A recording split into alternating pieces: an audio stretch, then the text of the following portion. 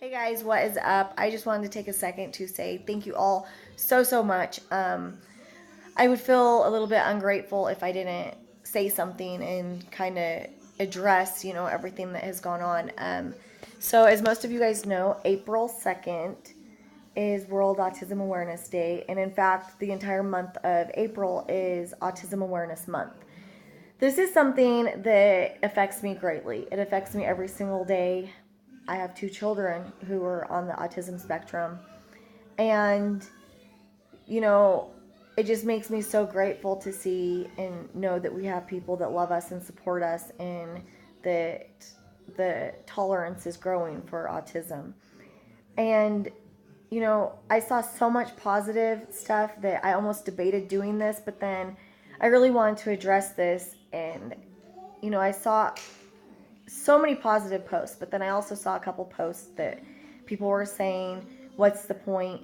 Why do we need awareness when there's already awareness? We're already aware of it. Like, what other awareness is there? So autism is not cancer. Autism is not a disease. It's a neurological disorder that occurs in your brain. Not one person or two people on the spectrum are alike. They're completely different. And I can vouch for that because my two little boys are night and day difference. Their struggles and their strengths are completely different. And, they're beyond brilliant, but they have their struggles. And we are working on those, and we are going to help them, and they will get the help that they need. And they are getting it. But so, Autism Awareness Day is more than bringing awareness. It's, yes, it's the acceptance. There's a lot of like the autism acceptance, and, lots of people don't understand why that is important. It's important to accept and understand autism.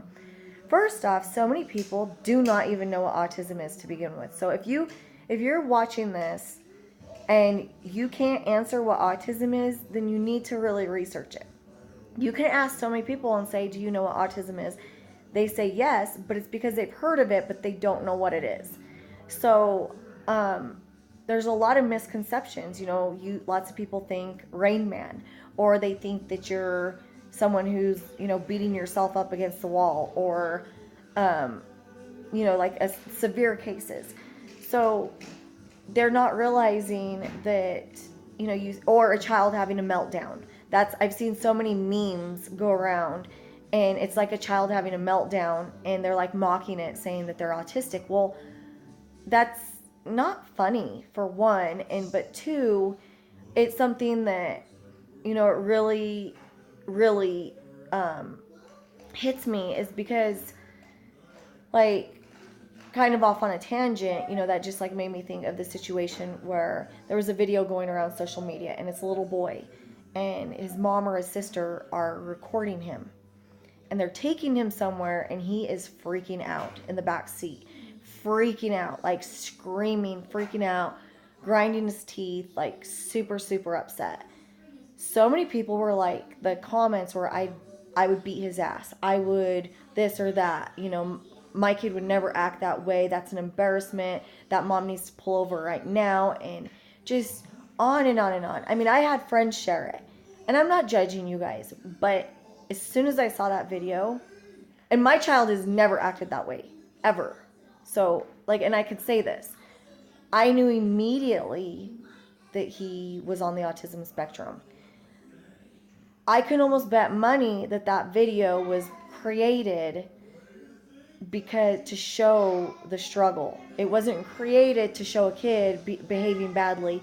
It was created to show the struggle. Lots of people on the autism spectrum don't like to leave their home. They like their comfort. They like what's comfortable to them. And that kid they were going somewhere, and he was panicking, like literally panicking to go there. There's a lot of fear of the unknowns with kids on the spectrum. Fortunately, my babies grew up in a gym. They were, from the time they were babies, so they were exposed to loud noises. They were exposed to, different people all the time. People coming in the office, people, not necessarily holding them, but interacting with them. Even if they didn't like it, they still were exposed to it from the times they were infants.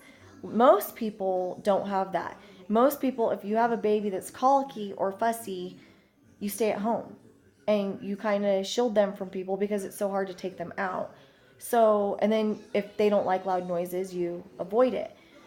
My kids didn't have that option, which hindsight has helped them because they do okay in public. They can go into stores. Like sometimes the lights kind of get to them, but loud noises don't really faze them.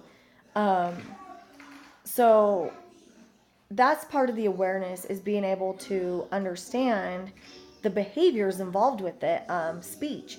I have so many people all the time that they'll say hi to, I'll be with Gatlin, he's 5, and they'll say hi to him, and he can say hi, but sometimes he's like blocking you out, so he's really not listening to what you're saying, and so sometimes he won't say hi. Even if I'm saying say hi, say hi, say hi, he he won't. He'll just sit there, and lots of people think he's being rude because he won't say hi. Well, he doesn't speak that well anyways, but he also, it's very very coached to get him to say things like the awareness of when someone's having a conversation with you just isn't there. And so and then also with the awareness, these children grow up to be adults. So you also have to think that they don't grow out of it. They grow to deal with it, cope with it. But so they might have a little bit of an odd behavior. Just one off the top of my head, you might, if you're a business owner and you have somebody coming in for an interview, but they don't make eye contact with you, and you're talking to them and they're not looking you in the eye and they're looking down and they're kind of fidgeting because they're really really nervous because they don't do well around people they don't know, but they don't make eye contact. So many people can see that as they're lying, or they're rude, or they're not confident. And that's the complete opposite, because lots of people that are on the autism spectrum, if they don't make eye contact, there's some that say, like, as adults, that it's physically painful to make eye contact with other people. So that's why they don't do it. And, some might briefly make it, some make it all the time. Gatlin's one, he'll look at you a lot of the time, but lots of times he'll glance. It's just hit and miss. Boston, he looks at everybody. He'll get in your face and look at you, and so they're just so different.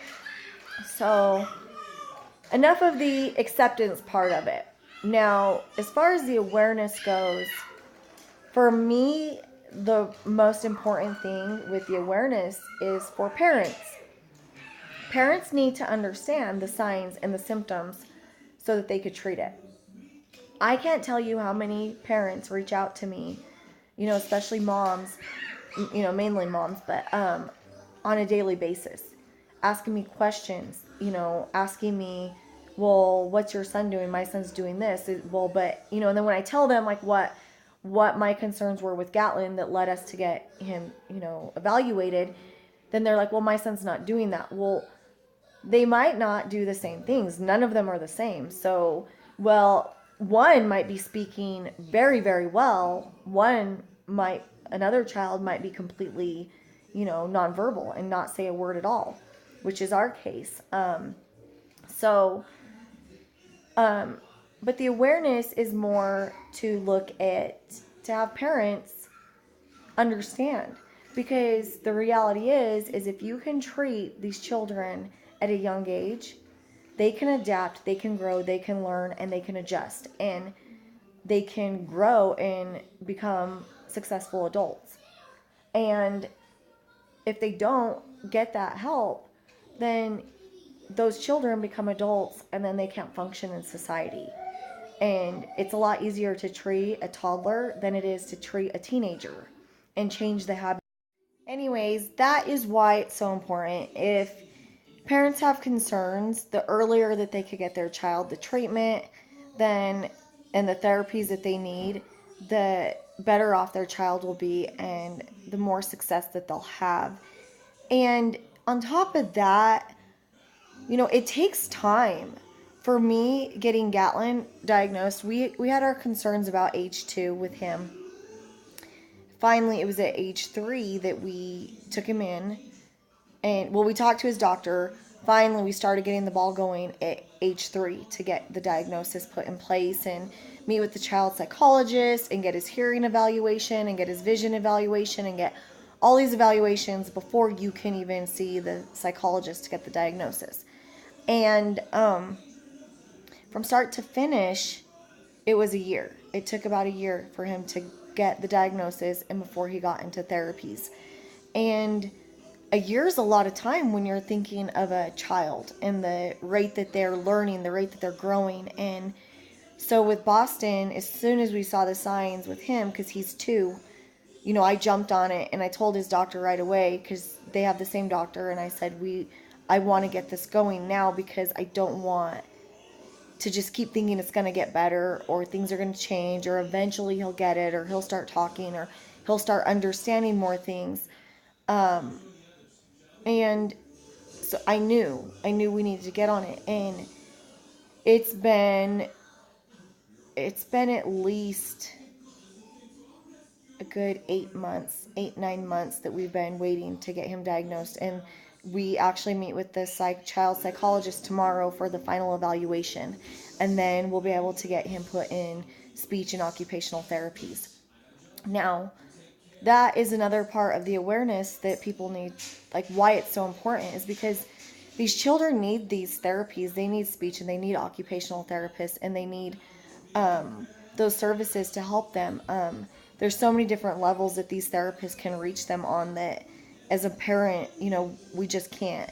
And so the thing with that is lots of areas, lots of schools, lots of smaller communities like here, we don't have the funding, we don't have the resources, and we don't have those things that help them.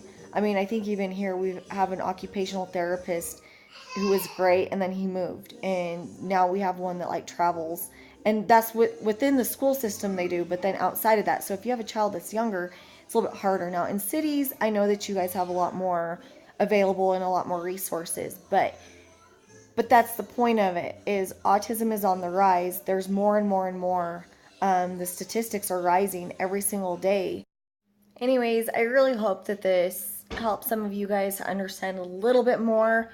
Again, not, any 2 children or adults on the autism spectrum are the same. So always keep that in mind. And again, this is my own personal opinion on autism awareness and the importance of it. So thanks, guys.